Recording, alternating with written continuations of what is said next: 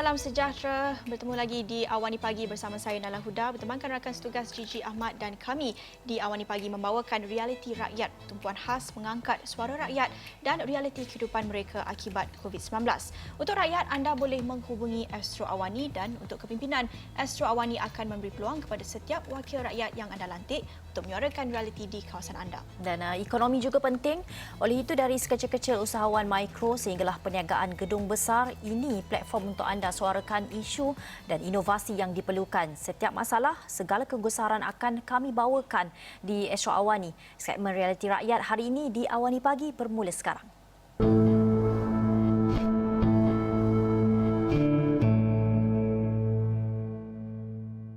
Sejak pandemik COVID-19 melanda negara dan mulanya pelaksanaan PKP, kita menyaksikan pelbagai idea dan aktiviti menarik yang menjadi norma-norma baru ketika mana orang ramai perlu duduk di rumah. Misalnya kita tengok pada awal pelaksanaan PKP, lebih ramai yang mula memasak di rumah dan ada yang mencuba resepi baru dan sebagainya. Sekarang kita lihat semakin ramai yang ingin belajar berkebun dan penuhkan rumah dengan tanaman hiasan. Dan ini satu kesan yang positif kita lihat daripada PKP ini apabila ramai yang mula berminat untuk bercucuk tanam di rumah sendiri. Dan selain daripada menjadi satu hobi baru, ia juga mungkin boleh beri peluang kepada orang ramai untuk meningkatkan kemahiran dan juga melatih semula kemahiran mereka atau kita panggil sebagai upskilling dan reskilling untuk menjadi individu yang lebih berdaya saing ketika kita lihat peluang pekerjaan sekarang ini pun semakin kompetitif.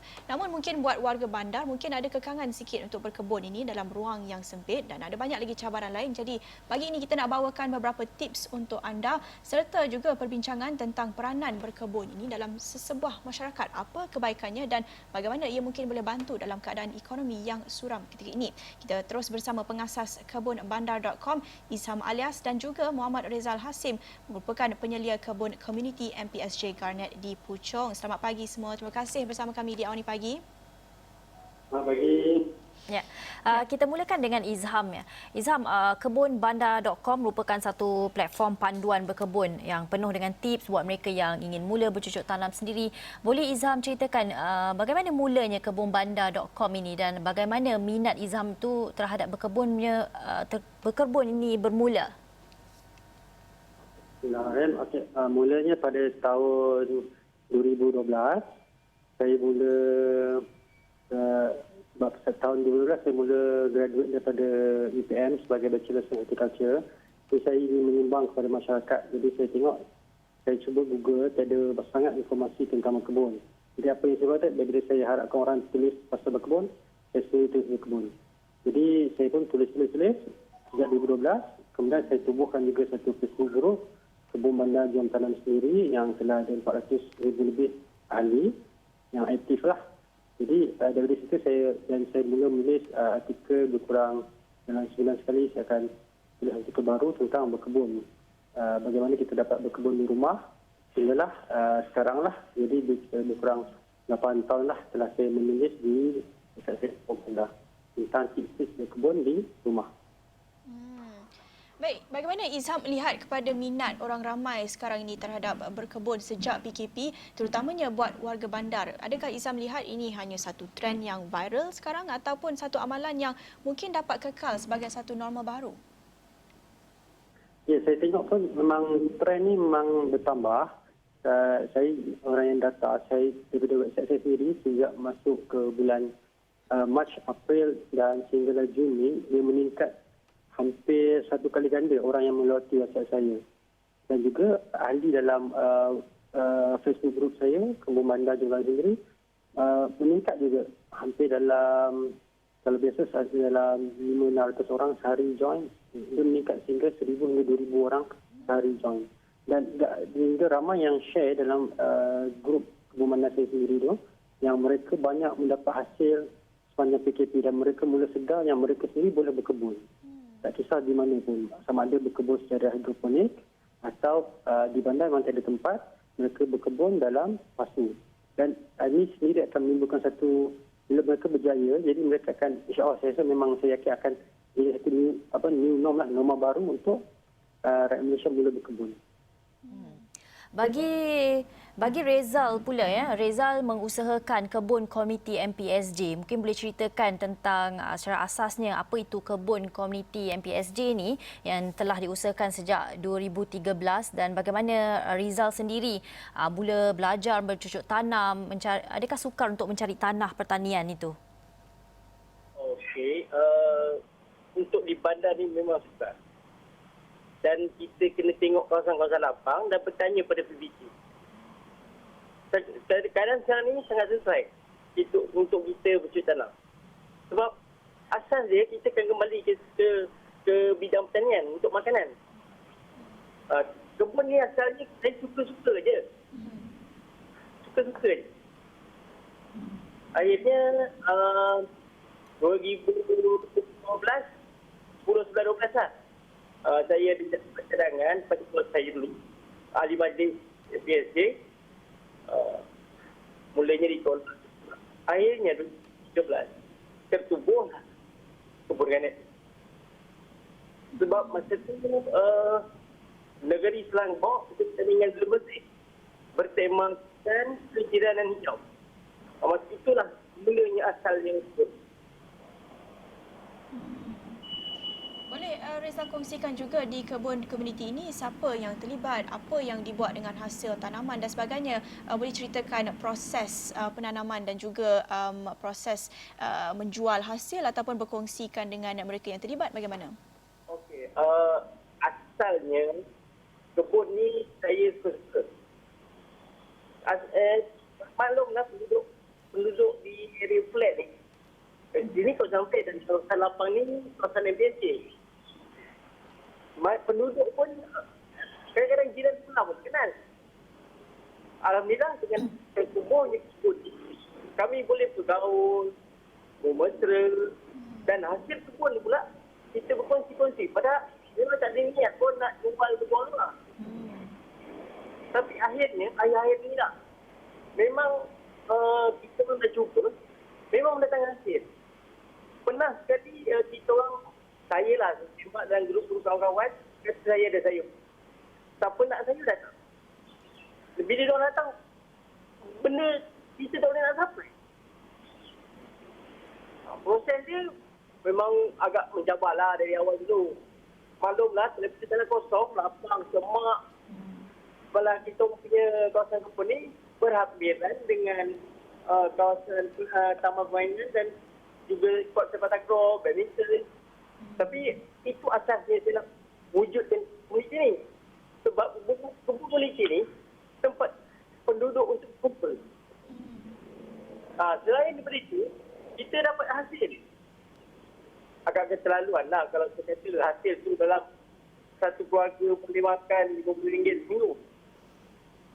Tapi itulah, macam sekarang ni, berkenaan COVID ni kan, sejak PKP bermula, kan kita nak pergi pasar, nak kena beratur. Kalau kata ada masalah, sofa ni adalah sikit. Kalau kita nak sayur, kita turun kebun je. Ambil. Alhamdulillah. Ya. Izham, kalau kita lihat banyak kebaikannya daripada apa yang diusahakan Cik Rizal membuat kebun komuniti itu. Tapi kita untuk Izham sendiri banyak memberi tips bagaimana untuk menanam di rumah. Kita melihat ramai juga masyarakat yang duduk di rumah apartmen macam tu, tanah pun tidak cukup. Apa mungkin nasihat ataupun tips Izham sendiri dalam nak memulakan penanaman di rumah flat dan rumah pangsa ni? Okey, nasihat saya kalau siapa yang di tempat yang dekat, gunakan dengan apa yang dah dikenal dululah. Yang letak,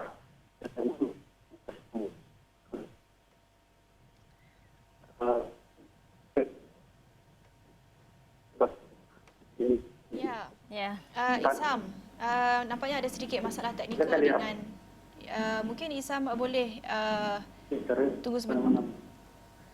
Ya, nampaknya kita ada sedikit masalah teknikal dalam talian kita bersama dengan Izham dan Reza. Jadi kita akan cuba lihat dahulu, kita akan berhenti rehat seketika kembali selepas ini.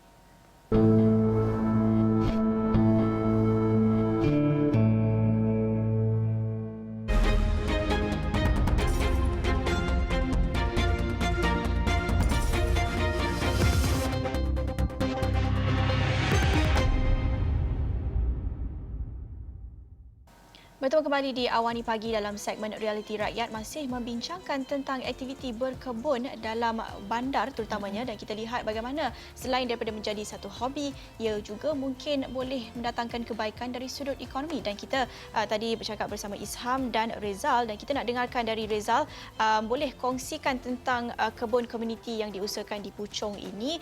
Apa contoh kebaikannya yang kita dapat lihat kesannya di komuniti setempat di sekitar Puchong ini, selain daripada mereka boleh dapatkan hasil tanaman itu, mungkin boleh kurangkan perbelanjaan, dan seperti Reza kongsikan tadi, tak perlu pergi ke pasar, tak perlu beratur dan sebagainya, boleh dapatkan hasil tanaman, sumber makanan itu punyalah dekat dengan rumah. Jadi boleh Reza kongsikan apa contoh kisah-kisah yang dikongsikan oleh jiran-jiran, oleh komuniti setempat itu, bagaimana kebun ini mungkin telah menambah baik kehidupan mereka? Banyak kebaikannya sebenarnya. Okey, sejujurnya lah, kita di kawasan rumah flat ni, kadang-kadang jiran sebelah pun kita tak kenal. Alhamdulillah, bila tertumpuhnya kebun ni, kita dapat bergaul, dapat kenal orang. Kita senang nak berhubung. Jadi, saya cuba jadikan kebun ni sebagai satu tempat untuk komuniti flat ni berkumpul. Itu kebaikan ni, salah satu kebaikan ni lah. Kalau katalah ada masalah, dia orang tak tahu. Ada orang kata pun macam biasanya, insyaAllah setiap pagi dari Isnin sampai Ahad ada je orang, seperti ada aja rumah yang join kebun ni. Memang ada. Jadi orang boleh tanya, ada masalah apa pun, kita boleh jadikan satu tempat perjumpaan antara komuniti. Itu antara yang baiknya lah. Ya, Cik Rizal, kalau kita lihat untuk memulakan sesuatu aktiviti pertanian itu memerlukan modal dan juga pengetahuan yang tinggi. Bagaimana dari segi perkara itu? Bagaimana Cik Rizal menanganinya? Adakah modal tu sangat tinggi untuk memulakan sebuah aktiviti pertanian? Kita tahu nak membeli tanah kokopit, nak beli bajanya, campuran baja itu semua, dan juga kelas-kelas perlu dihadiri juga untuk memulakan aktiviti pertanian ini. Adakah Cik Rizal melalui perkara yang sama? Sejujurnya lah, saya ni asalnya anak nelayan. Kawan-kawan, macam mana kau boleh buat kebun? Kau tak pernah pencangkul pun. Tapi alhamdulillah, bila saya nak bagi idea ni, pihak Jabatan Landscape di MPSA, juga Jabatan Pertanian Selangor membantu saya, memberi pelajaran. Kita sampai ada kursus di tapak kebun ni buat baja organik, racun organik. Okey, saya boleh cerita lagi. Kebun ni saya boleh garanti 100% kita tak guna racun serangga. Itu the best dia lah. Lagi satu best Puchong ni kebun ni, anak saya tak makan sangat sayur. Sebab dia kata tak best lah, yang baik. Sayur yang kita beli kat pasar dengan kita tanam sendiri sebenarnya berbeza. Sayur sawi contohnya, kita beli kat pasar akan rasa ada sikit pahit. Tapi di kebun tak ada. Yang kita tanam sendiri tak ada. That is the best. Itulah yang terbaik. Sangat menarik perkongsian Cik Rizal. Bukan saja boleh mengeratkan hubungan dalam kalangan komuniti itu, tetapi boleh menyelesaikan juga masalah anak-anak yang tak boleh makan sayur ni, rasa pahit. Mungkin kalau tanaman sendiri itu mungkin lagi sedap sayur itu. Dan Cik Rizal ni mungkin boleh jadi inspirasi kepada orang ramai ketika mana keadaan ekonomi yang menggusarkan sekarang ini, banyak peluang yang perlu direbutkan untuk mencari pembaharuan dari segi punca pendapatan dan sebagainya. Dan nak tanya kepada Encik Izham, melihat kepada aktiviti berkebun ini yang boleh jadi satu projek besar-besaran seperti yang diusahakan Cik Rizal, dari sudut ekonomi kalau kita lihat, adakah ia boleh menjadi ataupun mencipta peluang pekerjaan untuk orang ramai, terutamanya ketika PKP ini? Bagaimana Encik Izham lihat, apa contoh idea peluang pekerjaan untuk mengusahakan pendapatan dari berkebun ini? Antara usahanya adalah saya yakinlah yang berkebun ni memang mampu memberi satu pendapatan tambahan lah. Biasanya kalau satu pokok cili kita taklah makan 5 sekali kuih 200-300 gram. Kita makan dalam 100 gram. So akan ada lebihan dalam 200 gram. Yang itu kita boleh jual pada jiran-jiran. Boleh sawi. Kalau sawi kita hari kita makan 1-2 sawi saja. Tapi kita tanam lepas tu kita boleh sampai 5-6 sawi yang jadi di situ dia akan memberi satu lebihan sayur akan boleh jual jiran.